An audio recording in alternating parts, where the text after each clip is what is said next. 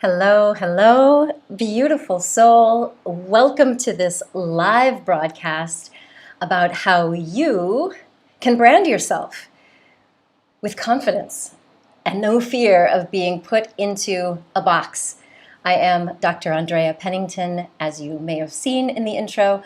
I am the managing director for Make Your Mark Global and the creator of the Authentic Personal Branding Bootcamp. Personal branding is something that has been a part of my life since I worked for Discovery Channel and did work for Lux TV. And when I moved to the south of France and started networking with people on the Riviera and in Monte Carlo, they all had the same question, like, how do I do what you did? And I said, well, first of all, I don't want you to do exactly what I did, because there are aspects of my brand story that were a complete and total mess. So I don't want you to repeat the mistakes. But there were some lessons that I learned along the way that have truly, truly saved me and my clients. And one of the things we're going to talk about today with my guest, Dr. Jill Stalker, is how do you confidently come out with a niche that isn't too narrow? Like, we don't want to be boxed in like I was at Discovery Channel. I felt like I had to keep living up to this corporate image that we had developed, even though it was not fully in alignment with who I am. This is Lusa. Apparently she wanted to be part of the broadcast today. So type into the chat. Before we bring on our guest, I would love to hear from you. How many of you out there are already aware of branding? Do you know what a personal brand is? Are you already branded? Let me know in the comments section. And if you're watching on the replay, type in #replay, because I would love to hear what you're up to. What is your brand secret sauce? What is your niche or the target market that you are addressing? I'm going to bring in our guest. She probably needs no introduction at this point. You've heard me talk about her. It is Dr. Jill Stalker. She is my friend. She is my colleague. She's also my doctor. Jill, thank you for being here. Thank you for having me. I'm so excited. I'm so excited about this. Thank you. Well, I really appreciate your openness and honesty about your journey as a global luminary. Like, now you are global. You are out there in the world. And I also really love that you're vulnerable about the process. Like, it wasn't like instant step up on stage, rock and roll fame, right? Absolutely. It was not. I could barely speak, even on these Zoom sessions. But I first started working with you a couple of years ago with the branding boot camp, and I had that rumbling of knowing that I wanted to do more, and I wasn't quite sure what I wanted to talk about, but I knew like I had a platform and that I wanted more. So I just kept following that path. And since then, working with you in branding, we've gone through a couple different brands.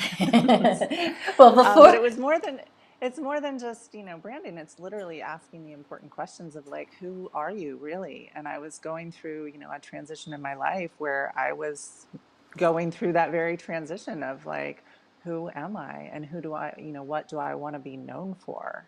And that has evolved. And I think that was such like a big lesson, is to learn that, you know, it's kind of like when you get done with high school and go, decide you're going to go to college, like there's that fear of, once I choose, then I'm yeah, stuck with that, career for the rest of my life. And as we know, we both have had traditional careers and then completely pivoted. a And couple of just times. because a couple and keep, we're Scorpions. We definitely like are always shedding. And I think, that's so important, is, you can decide who you are today, and that can change, tomorrow or next year. And so just because you have a certain brand for a while, you're allowed to change and you're allowed to evolve. And I think that's something that, I found my voice with you, with your help, and I'll let you, I'll let you talk. I used to not be able to talk. Now I can't shut up. I know, and nobody will believe it. Well, first and foremost, I think you just highlighted is a very important idea. And one, when you feel this rumbling, when you feel like you want to come out and share your voice and your message, but you're not even sure yet, what is my platform, what is my message? I'm really grateful that you didn't stop yourself, that you investigated. You came to the branding thing and the media training and speaker workshops until you did kind of hone in. But it's not like you knew nothing. You know that you're a doctor and that you want to help people live with greater vitality, like you had at least that notion. But I think the other important thing that you said is just because you come out once and make a big splash with whatever you're doing doesn't mean that you're locked in to that forever. I felt that way when I was at Discovery Channel, and I had to kill off one brand and then rebrand, which we'll get into.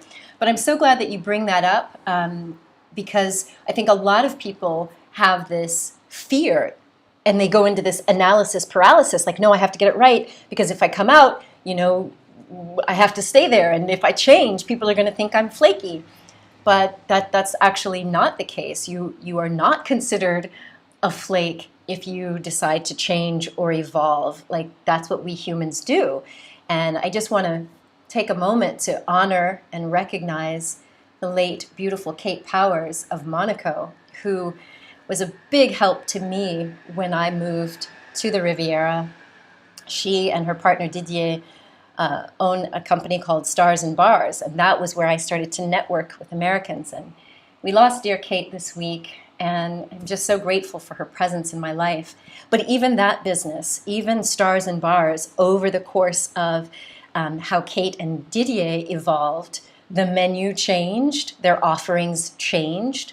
Now they have like this eco hub and garden and so many other things. So don't ever feel like you are locked in. Like, stay true to your heart and your soul when you make that first coming out, but it doesn't mean you're stuck there forever.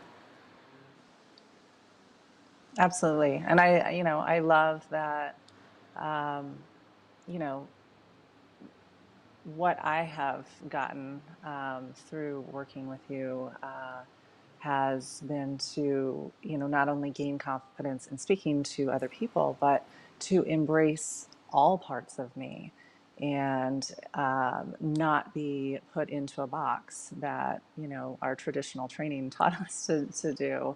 And just because I'm a doctor doesn't mean I always have to talk about like doctor things.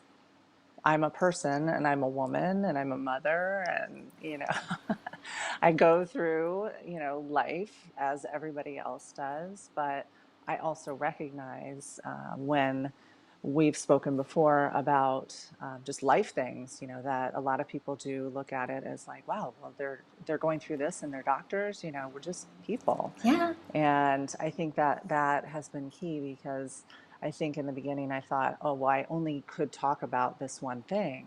And I actually was told that during one job that I had, and I think about this every day, and it motivates me. Is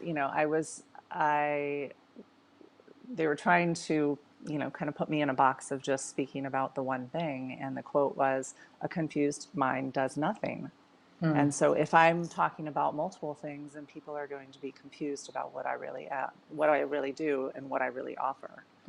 And that's just not true. It's not. And so today I can talk about whatever I want to talk about. And sometimes it's hormones, and sometimes it's sex, and sometimes it's, psychedelic medicine, and sometimes it's just about being a real person. And I think that has been a beautiful gift that you have given me and so many others, is to be able to be witnessed as I am, and all of those parts, celebrated, and being able to share on all of those subjects. Yeah.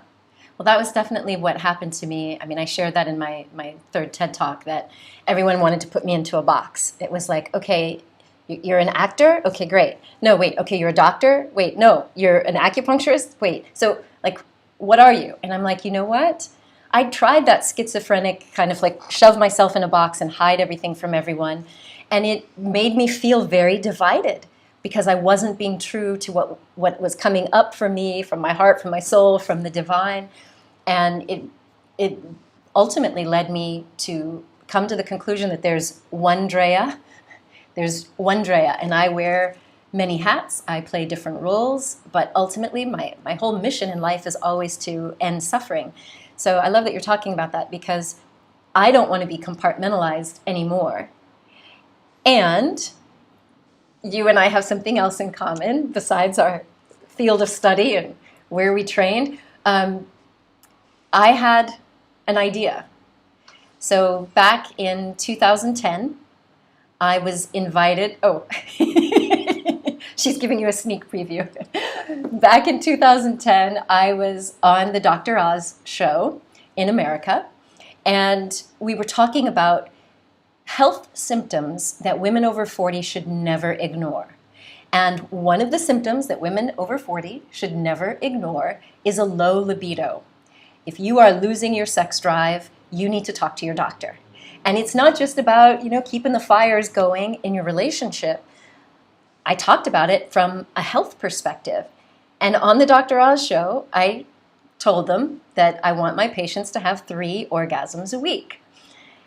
Now, I wasn't anticipating this, but after that show, I started getting phone calls and emails from people all across America saying, well, I don't have diabetes or high blood pressure, but I'm not having enough orgasms. Like, what do I do? And I was like, I don't want to be known as the sex doctor. I mean, that's not me. I mean, you and I have done this training, and in age management medicine, we focus on healthy aging, which means preserving your vitality, including your sensual vitality. And at that time, I thought, okay, what I should do is I should just put this in a book, because I'm tired of people emailing me and asking me about how to fix their sex life. That's not me. I'm a sex educator, not a sex therapist. But I sat on that idea for a long time. And it wasn't until I was in Iceland with the beautiful Runa Magnusdóttir and Þórana and Bjarne, and we were cooking up an idea, and during one of the breaks, the conversation kind of took a turn, and we started talking about sex. And we started sharing ideas that we had, and that's when I mentioned what you just held up, that I had this idea for a book, The Orgasm Prescription for Women. And I started to tell Runa and Þórana and Bjarne, and I was like, I've had this idea for these years, but I don't want to do it because I don't want people to put me in a box and think of me as only that. But working with them, I thought, okay, well, if we're going to do this, maybe we can brand it in a way where its sensual vitality is not just about sex and orgasms. And so working with them gave me the confidence to come out of my cave. And I did it, and I'm grateful that I did. I have to share this one little thing, because I wasn't anticipating this. Hang on one second, Jill. You're probably going to laugh. This is what happened. Because you said that's optimum, didn't you? That really, if you should be getting about 3 in a week. That is your minimum. There's been a lot of confusion since I came out and said that I recommend for my patients to have a minimum of 3 orgasms a week. Why? I mean, obviously, but why is it? What's the benefits of that? Well, the benefits are numerous, from stress relief, from depression and anxiety being lowered. So I don't know if you could see that at the bottom. It said, your appointment with the orgasm doctor. I didn't tell them to call me that. It didn't have that in my bio, but that's how people started labeling me. And actually, I'm fine with it. The book became a bestseller. I started getting messages from a lot of older women who said that for the first time, I'll never forget this, there was an 80-year-old woman who said she's been with her husband for 40 years.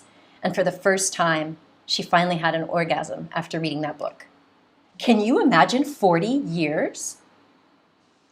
I can't even imagine 40 days. Wait, what? Wow. I think it's so important. And I think, it's sex in general, and sexual health is something that's so, traditionally been hush-hush. I know that I wasn't taught anything about it really in medical school. And I remember when I was, doing family practice, if I asked anybody about it, I'll instinctually lower my voice. And so I think it's always been kind of considered taboo. And, even now, if people talk about it, you're right. People will think like, oh, that's all they talk about.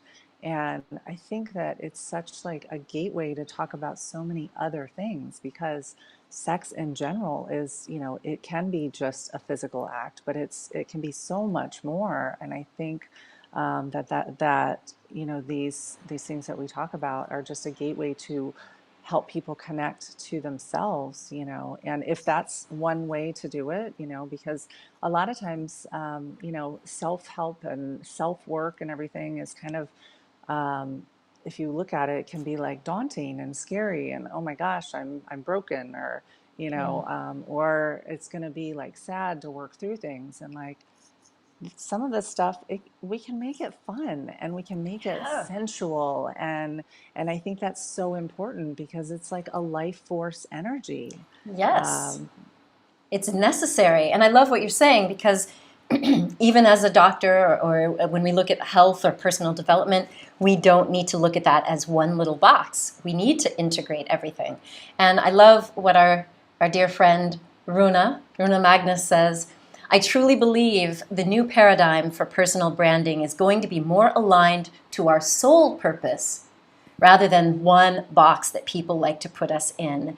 And Runa, yes, let's give it up for Runa. She is also the author of The X Factor, Branding Your X Factor, among other things. So I think that for me personally, I have found that my brand has evolved with my soul, and by reclaiming, my authority to brand myself rather than having someone else tell me who I get to be, it's allowed me to really like blossom, and like personally as well as professionally. Like personally, I no longer feel like schizophrenic or like I have to hide things. And you may remember Fernando. Dr. Fernando says, "Good morning from California. Definitely, it's not easy to make a change, but seeing you both, it's an example that we can do the change and pursue our goals, wishes, and dreams, even though people like family, friends, patients, etc., may want to see us different, like you say, in a box." Thank you for sharing. Good to see you, Fernando. Thank you for commenting. So, yeah, and I think one other thing is, people like to see the evolution. I think a lot of people think like, oh, well, I have to have my message all perfect and I have to be all perfect and then I'll launch and then I'll, do this stuff. But people like to see the unfolding. You know, I I have lots of videos out there from years ago, YouTube and whatnot, that I was visibly nervous and not fully comfortable in my body. And once I became more comfortable, I had an inkling to remove all those things. But you said no, because people want to see your evolution. And I still cringe when I see some of them, but it's true, yeah. and I've had people, patients that from my family practice that still watch me. They're like, you just seem more real now. Well, that's what people want, especially when we're talking about something, vulnerable, or that's sometimes touted as, bad to talk about or anything. To actually embrace being open about it is so important, and it gives people permission. I mean, I remember when I transitioned into, hormonal optimization, I would, even talking to another woman, you would think that they would feel comfortable just putting it out there, but it took lots of questions exploring, oh, you mean I'm supposed to like have sensitivity and feel, not have to use lube like on every nightstand that I have. I would ask them, how's sex? And, before it would be how's sex, like really. And like, do you have good orgasms? Are they as strong as they used to be? Are they muffled? Are you, as juicy as you used to be? All this kind of stuff. And Yeah. and once I started exploring, they'd be like, you know what, actually, no, like I have to do, have lubrication, or I don't feel sexy. Things are different down there since I've had kids.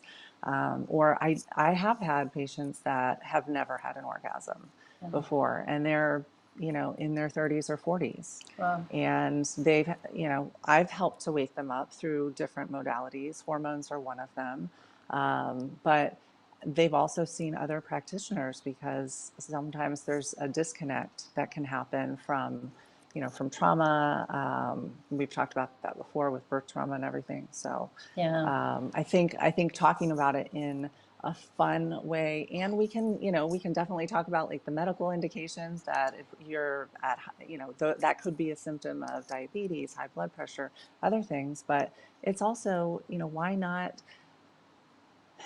be fun about it and relaxed about something, so that it gives other people permission to actually say, like, I deserve to have like a healthy sex life at Yes. any age or any stage. And it's not just, connection with my partner, it's connection with myself and my inner, feminine, masculine, whoever we're talking to. Yeah. And it's beautiful.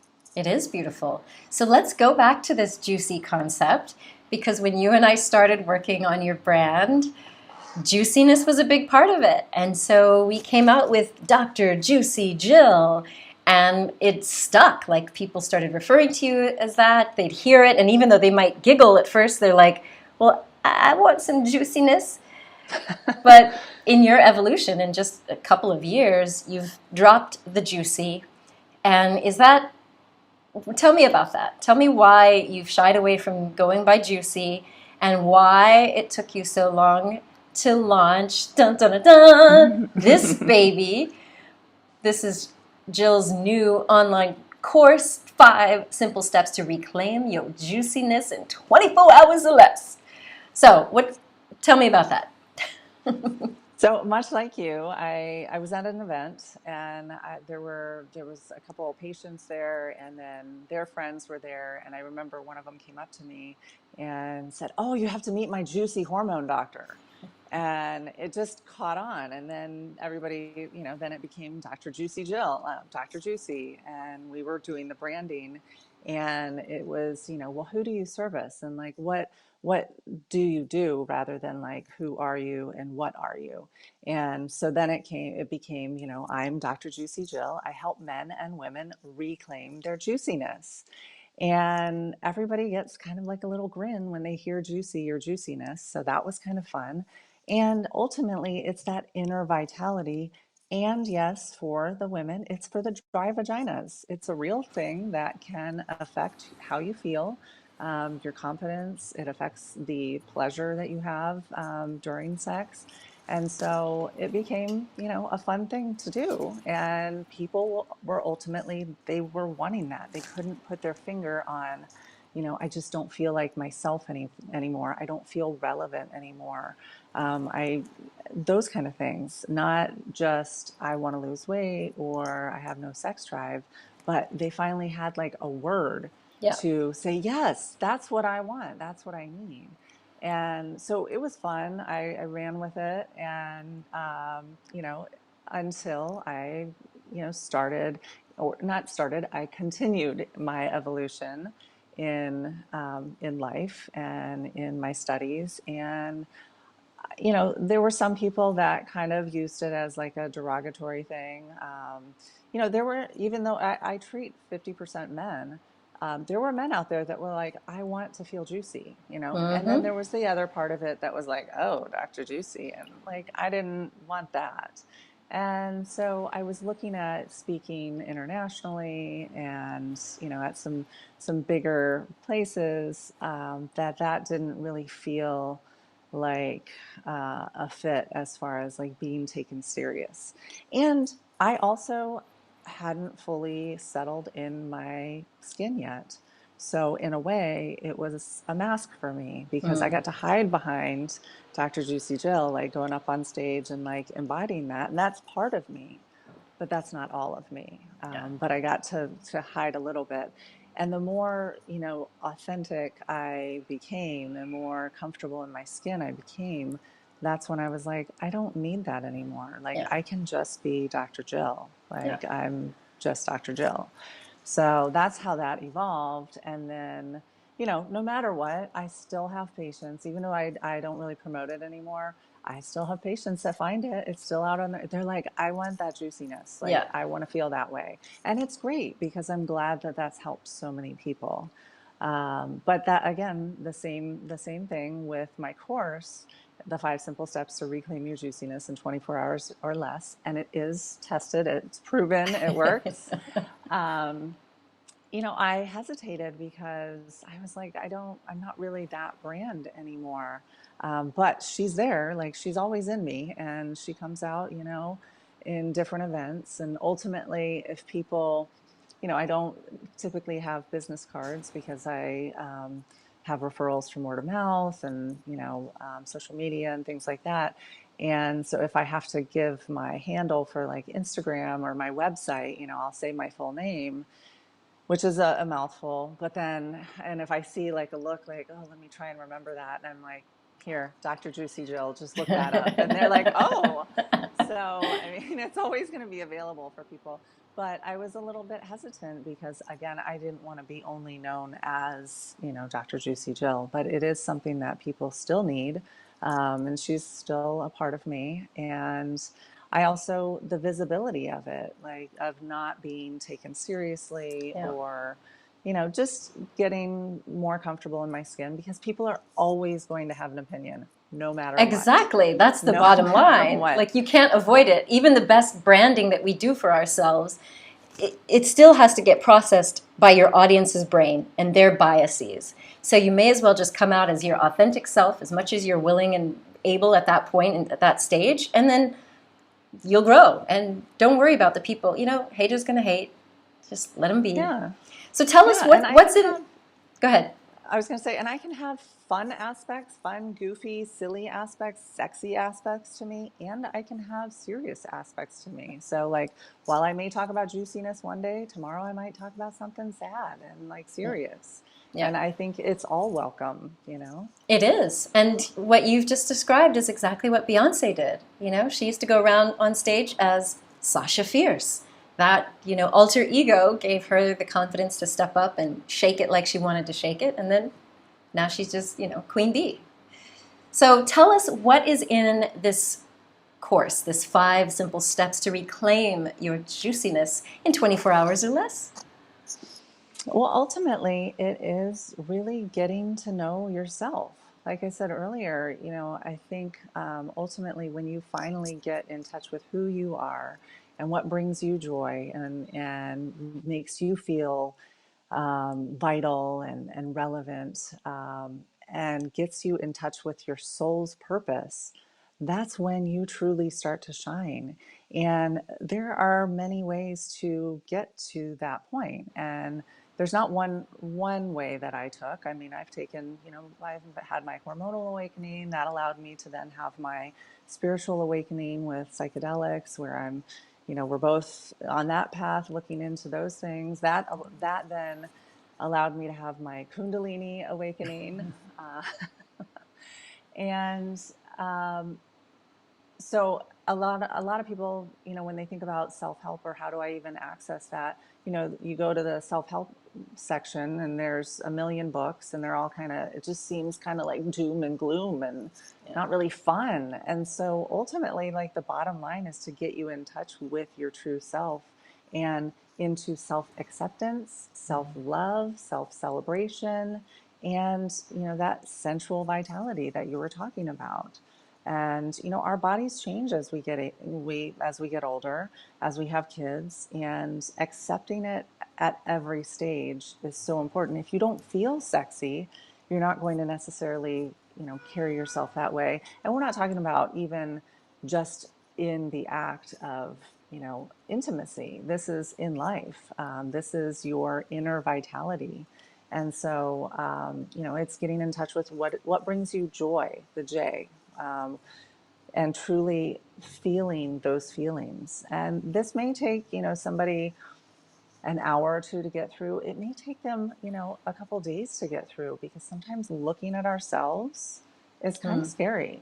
So if we can do it in a like non-scary kind of, you know, fun, sexy way, like, okay, let's have fun with this, Yeah. you know, and really getting in touch with, you know, different scents, you know, the smells of things can evoke so many different memories, which ultimately sometimes we need those memories to process, you know, why we are the way we are, And then what smells, bring a little, sexy vibe or Yeah. a calm vibe. And then truly, the affirmations of the mirror work of looking in the mirror and saying, I love you.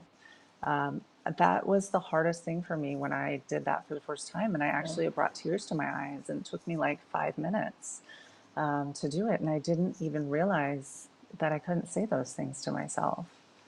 And, if you don't love yourself, then how's anybody else going to love you? How are you going to even be able to give love if if you have an empty cup to start with? So, and then, it is exploring yourself. Tantra is something that people think is like crazy wild sex. And it's actually the highest form of yoga. It's the highest form of intimacy and truly getting in touch with the sensations and exploring, what makes your whole body on fire. Yeah. I think a lot of people think that sex is just about the orgasm actually starts in the brain. Yeah. You taught us that in the book.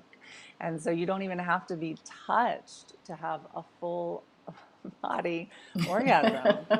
One of my psychedelic experiences, and you were there to witness, I had multiple full body orgasms She's because going there, I was y'all. in complete bliss, and nobody was touching me. Like there was no naughty thoughts. Oh yay. Yeah, I went there.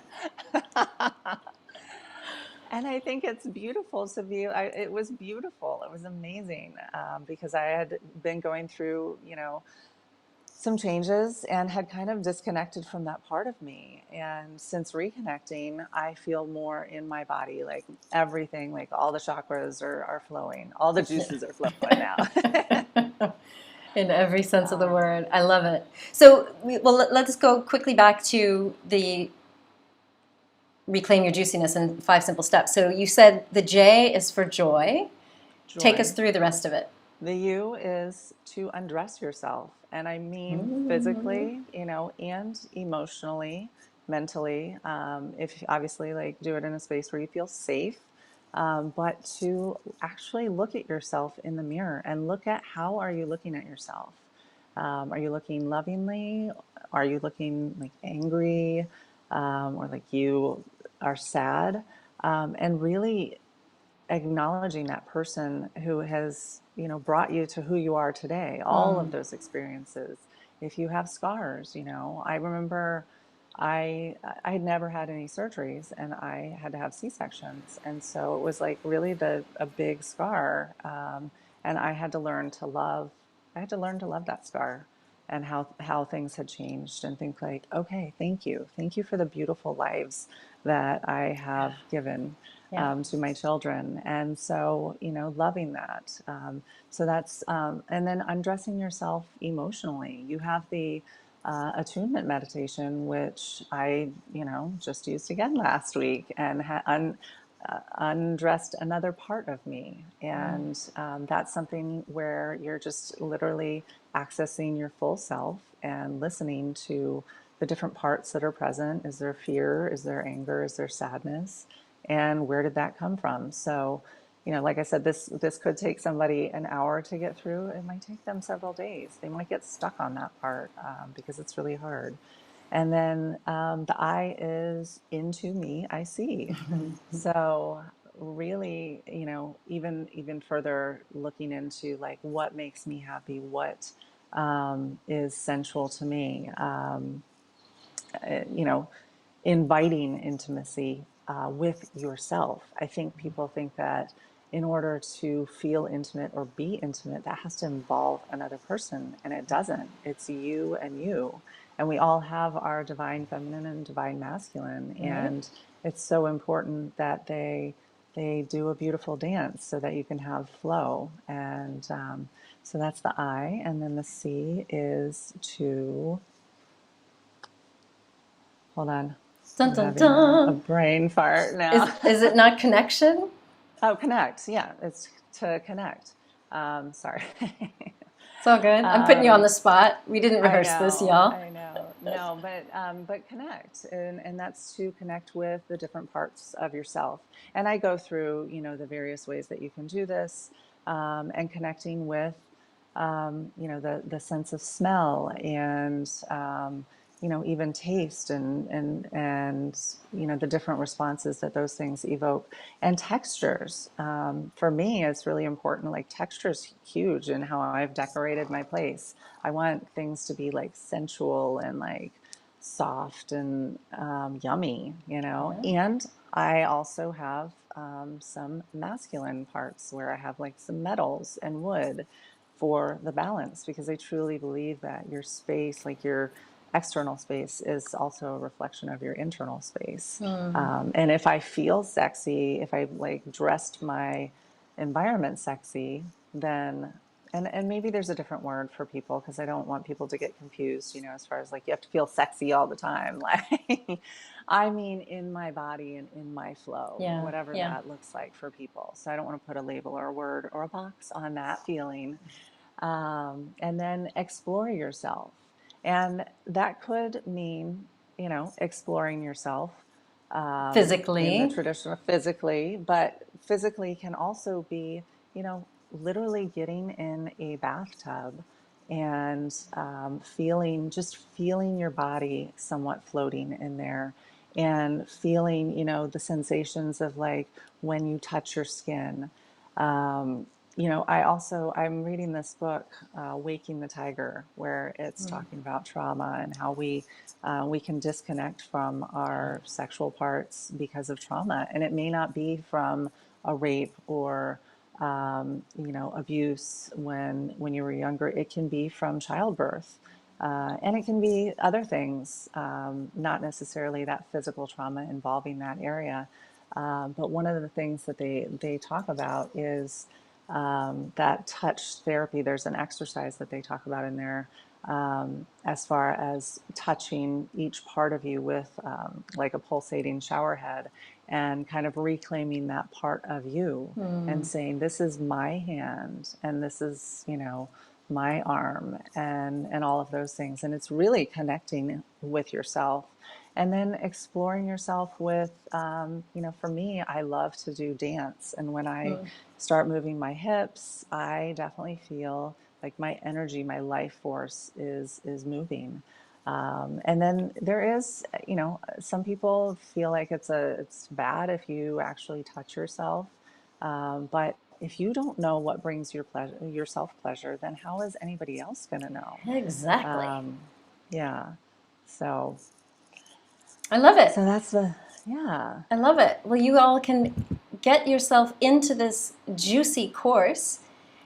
It's only $11.11. That's this low cost. Take your time going through it, even though she says you can do this in 24 hours or less. Take your time.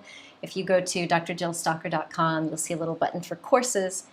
Thank you for describing it. Now it's out of the box.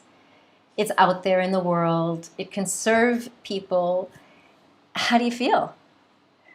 Great. I feel great. I did hesitate on it because, again, I didn't want to be known as like, because I've been asked too. So, are you a sex doctor? Are you a sex therapist? Are you? Well, no, that's part of what I do, Yeah. but that's not all of what I do. Yeah.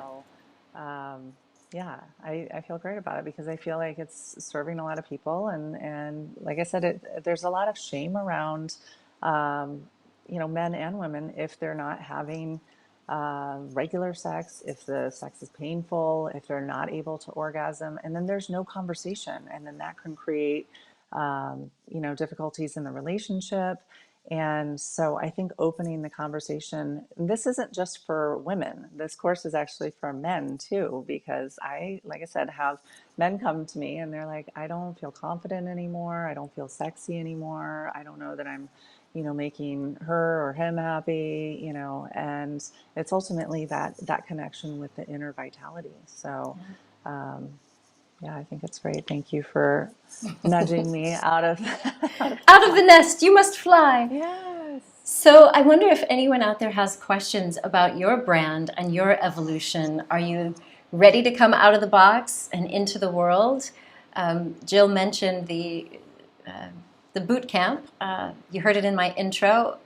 The Authentic Personal Branding Bootcamp is an online program to help you define your brand. And starting September 18th, 2021, I am hosting the Speaker Circle, which is a 12-week authentic speaker training program that's live online. And every purchase includes a ticket to come to France for the Speak from the Heart workshop that Jill has been at and spoken on. So I would love it if you are interested or you have questions about the program. Feel free to type in the chat, but you can visit makeyourmarkglobal.com and you'll see a place to sign up for that. Right now you see my other website. It's not there yet, but it will be after this broadcast. Any questions from our viewers about your brand, about branding, about anything we've discussed today? Feel free to type it into the chat. So Jill, thank you for your courage. You're really setting the stage for people, and I'm so excited that who knows what the universe is bringing us. We both know that we're, as we keep saying, we journey together.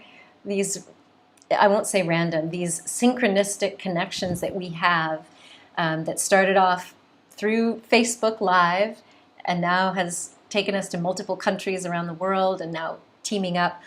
I'm super excited to see how things evolve for us together and separately and at our company, Innate Vitality. It's exciting times. I'm super excited too, and I'm excited that, you started the whole thing by sharing your story. You weren't even sharing something about being a doctor. It was something personal, and you showed emotion. I just remember you were shedding tears on that first Facebook Live, and it was like, oh my gosh.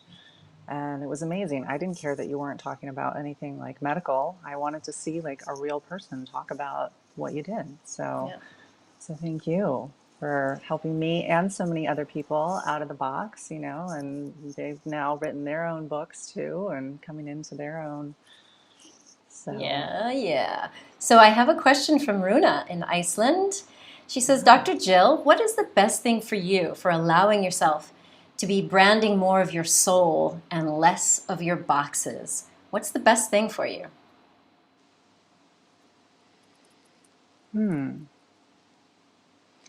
I mean, personally, it's not been just one thing that has allowed me to have access to that, but being still and listening to like what that inner call needs. And when I foster that, then that's whatever you guys see, whatever comes out. Yeah, but you trust it. You trust that gut feeling. You trust your heart. I do now. I didn't always, because I didn't grow up, knowing about. Well, my mom always had like a gut instinct that she talked about, but it wasn't something that like I knew how to trust because again, I was very like academic and one of the things that we've shared is our backgrounds have really set us up for integrating all of the spiritual work too. So like my background is in molecular and cellular biology, which I thought I would never actually use. I only did that to get in medical school, but now we know that they're, in doing all this work around, trauma and becoming, really in tune with your soul. We know that trauma and other things can get stuck in your cells. And so many of these other activities are actually like allowing that to release from your soul, release from your cells. And so I'm like, okay, there was a reason that I did molecular and cellular biology. It's all kind of coming together. So, and not forcing anything. Trusting the timeline of the unfolding because I have had several times when I thought I was supposed to be in like production mode. Okay, like I'm supposed to, move forward with this, and I didn't feel it.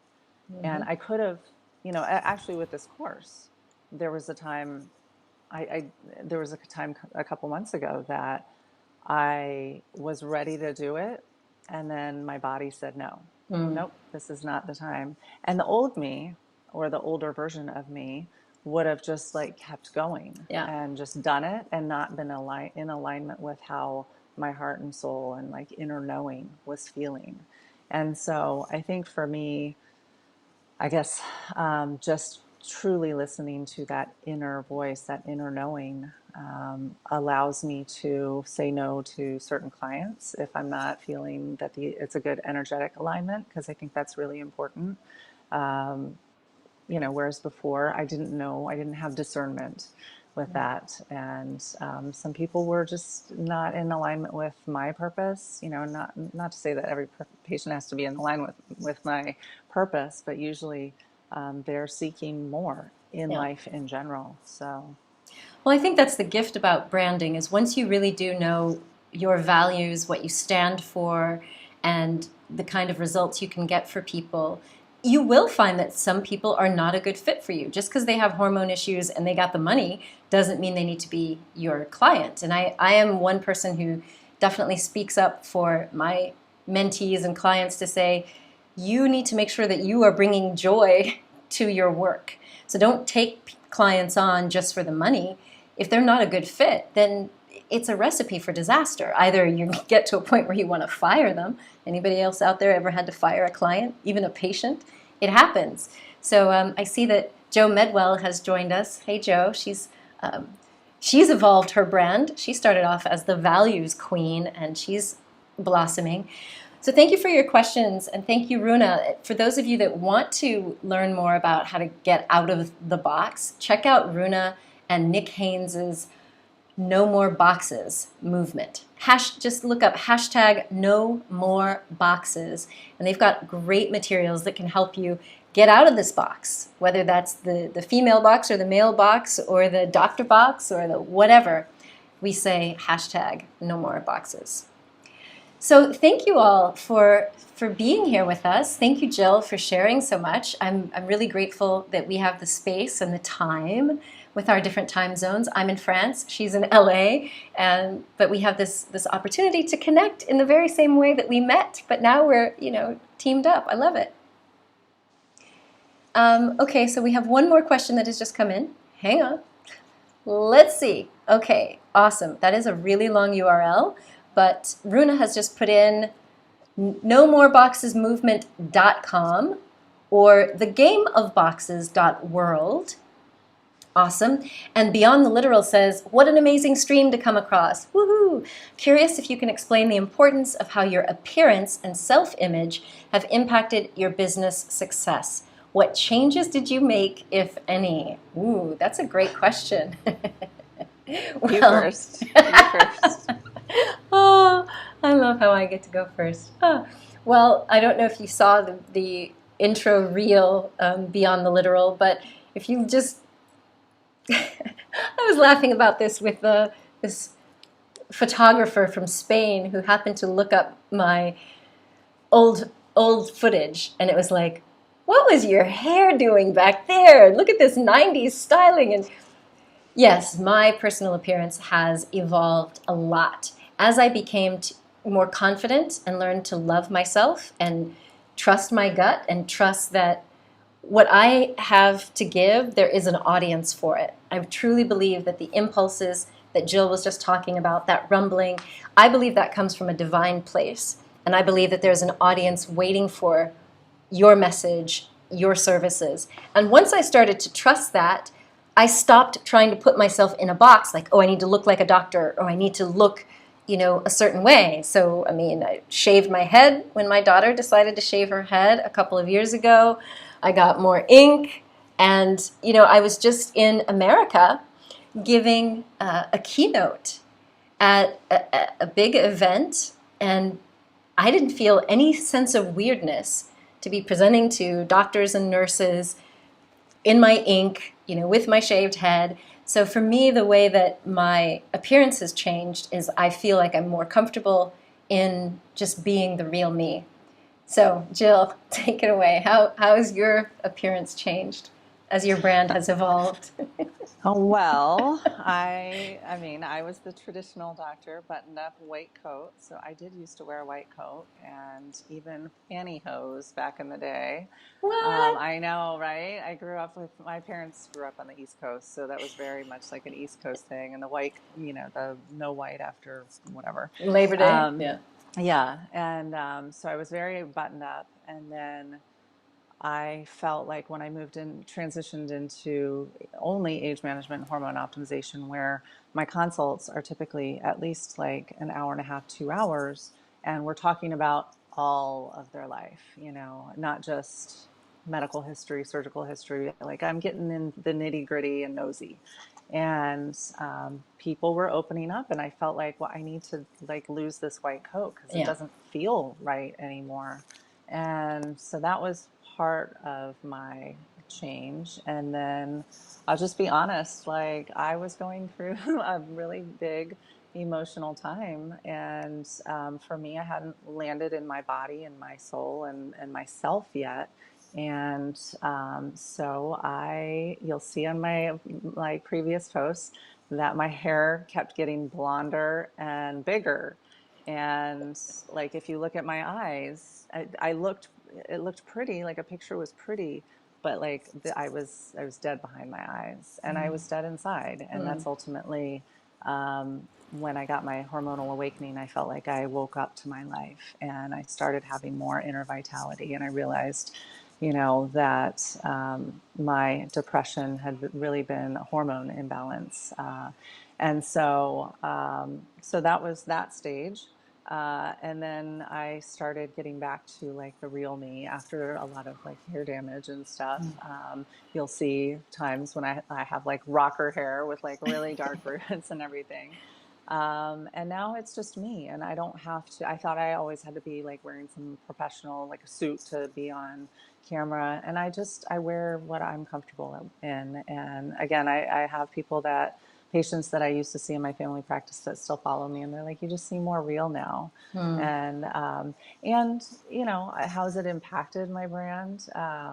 Ultimately, if people look at me at face value, I have always gotten oh, she just blonde and doesn't really know anything and doesn't talk about anything serious. But once they hear me talk, then they realize I have something to say, and I can go into the medical part and the regular part. So I think that is something that I have gotten on social media, even in person. I'm almost 6 feet tall, and when I wear heels, I'm like 6'4", long blonde hair. I do get the stereotypes Yeah. for sure, and then your brand and stuff like that, Dr. Juicy Jill. That was part of why I moved away from that, Yeah. to just because I just wanted to be taken more seriously. But I'm still allowed to have like big hair and tight clothes if I want to. I still know my Yes. stuff. I still know what I offer people.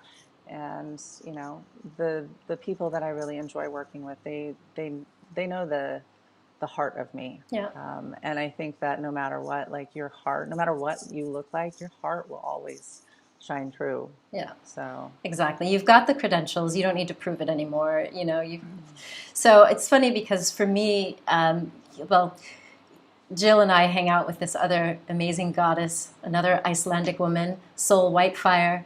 And so when you see the three of us, Jill is like the Hollywood goddess, and then Soul is like medicine woman goddess, and me, I'm just sporty goddess. Like I like being in tennis shoes, t-shirt, and some little yoga pants or whatever. But when I came to France, and well, we lived in Beausoleil, right at Monaco for a year, and going into the doctor's offices, they wear jeans. I mean, I remember taking Sienna in, and I'm like, dang, the doctor here just wears jeans and a nice shirt. And that's kind of across the board. Of course, there are physicians who dress a little bit nicer, but my pediatrician here, everyone is in jeans. I'm like, okay, so it's allowed me to just be a lot more comfortable. I do like to put on, a nice dress if I'm going to be on stage or on camera, but I just feel comfortable being me. So there it is. Oh my gosh, it's almost an hour. Can you even believe it? Well, of course you can, because it's me and Jill. We like to run our mouths. So thank you again for tuning in. Thank you, Jill, for sharing your perspective and your insights on this brand evolution. So excited for your new course, and grateful that there's going to be more and more. Like once you've gotten one out, oh yes, well, we all got to talk about the big O. Yeah, the book. So you can find out more about my books on my website and find out more about Jill on her website, or follow her on Instagram. She does Instagram lives and posts stories and other tips on reclaiming your juiciness and getting your hormones balanced, all kinds of good stuff. My friends, it has been such a pleasure to be with you all. Thank you. Thank you, thank you, thank you for the comments. Thank you for showing up. I appreciate you all. It is always good to see our people here, to see them showing us love. So until we meet again, my friends, please do remember that you are a gift to the world. So share your presence with passion. Much love, everyone.